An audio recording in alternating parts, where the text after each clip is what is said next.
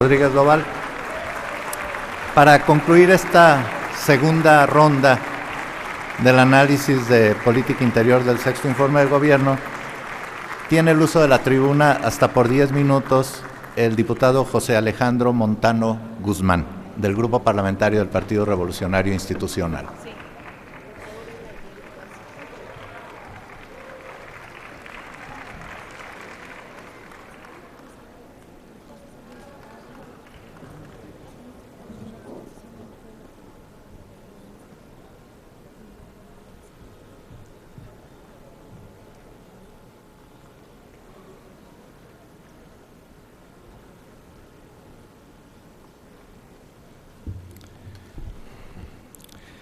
Con su venia, señor presidente, compañeras y compañeros diputados, amigos de los medios de comunicación, señoras y señores.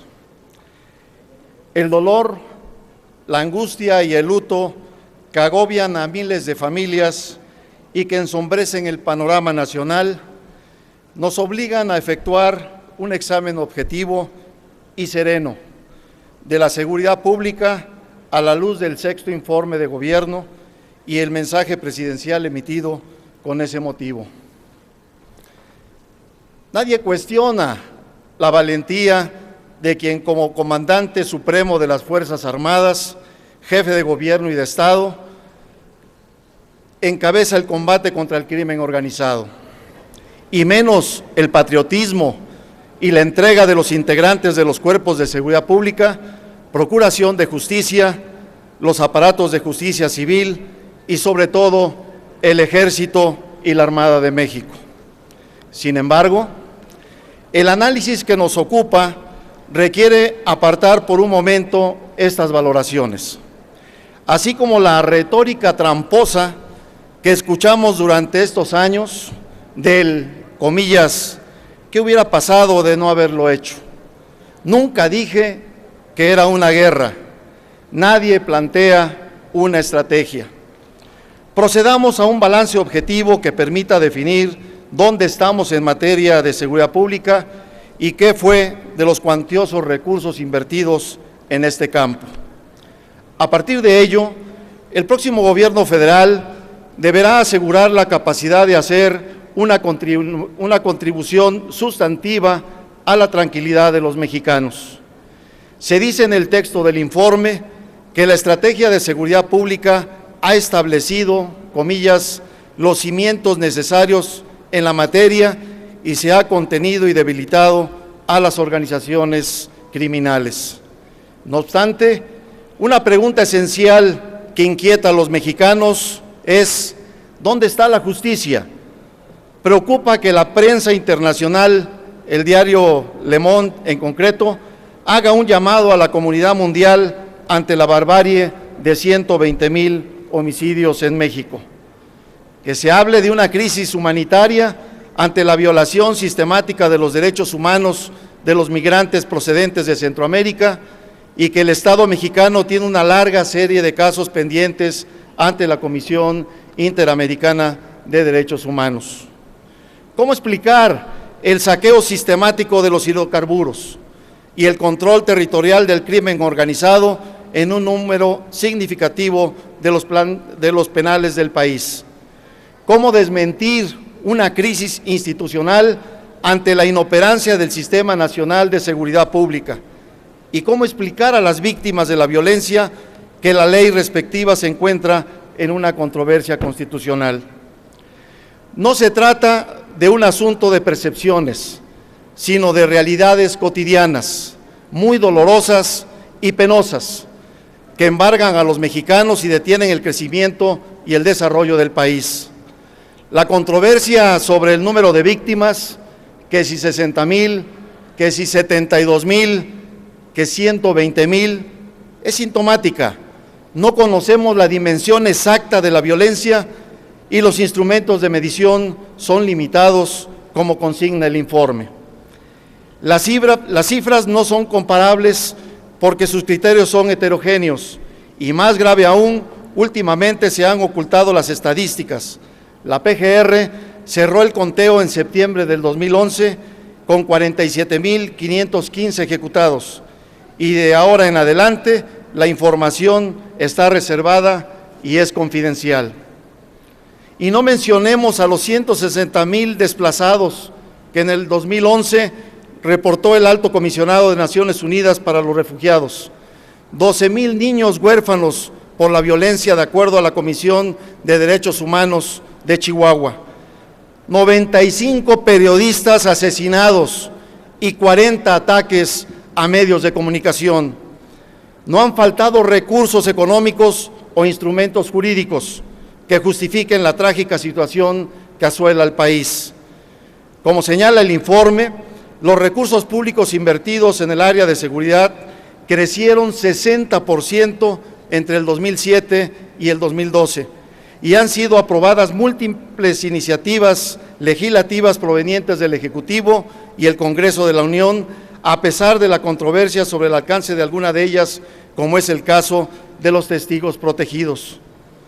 Ha faltado, sin duda, coordinación y unidad de criterios entre las dependencias del Ejecutivo Federal, entre los distintos niveles de gobierno. ¿Cómo justificar que solo la mitad de los cuerpos policiales que rondan las calles y los cuarteles hayan aprobado los exámenes de control de confianza y el resto siga ahí a pesar del riesgo para la seguridad de los habitantes? ¿Cómo explicar que 4 años después de la reforma del sistema de impartición de justicia, su instrumentación está lejos de ser una realidad en el territorio nacional? ¿Cómo justificar que a pesar de una legislación que sienta las bases de la coordinación entre las fuerzas de seguridad pública, la Ley General de Prevención Social de la Violencia y la Delincuencia, advirtamos de manera recurrente incidentes en los cuales se contradicen las versiones entre las distintas instituciones de seguridad pública federal por una evidente división en el Gabinete de Seguridad? Por lo demás, la iniciativa de mando único sigue en proceso legislativo, comillas, por razones ideológicas y de cálculo político, acusa el texto del informe. La repartición de culpas a diestra y siniestra en todos los niveles de gobierno y entre pueblos vecinos es lo que ha predominado a lo largo de esta administración. Yo le quisiera comentar a mi diputado que me precedió en el habla, que el diputado Alberto Curi mencionó que faltaron estrategias complementarias además de la de seguridad.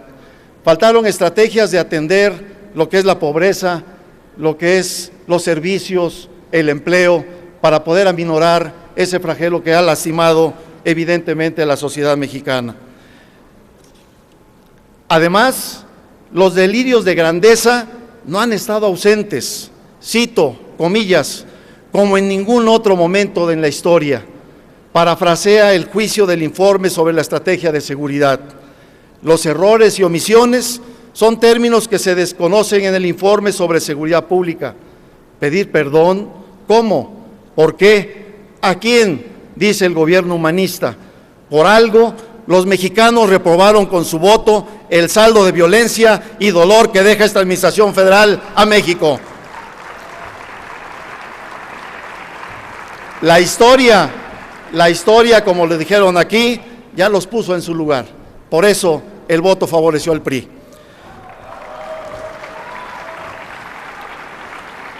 Corresponderá al gobierno emanado de las filas de nuestro partido, el PRI, hacer el balance objetivo del estado de seguridad pública en el país, recopilar la información que sea consistente, evaluar la situación de las corporaciones de seguridad policial y las instituciones armadas para replantear una estrategia que de manera ostensible omitió el diagnóstico sobre la inseguridad y la violencia, sobreestimó los recursos públicos disponibles, pero subestimó la capacidad del crimen organizado, erró en la táctica y la planeación estratégica y fracasó. Desde luego, nadie se opone a la continuidad y al reforzamiento del combate contra el crimen organizado transnacional, ni a la presencia transitoria del Ejército Mexicano y la Armada de México en esta lucha. Todos, sin duda, reiteramos nuestro reconocimiento del patriotismo, el esfuerzo y el sacrificio de los miles de integrantes de los cuerpos de seguridad policial, del Ejército Mexicano y la Armada de México.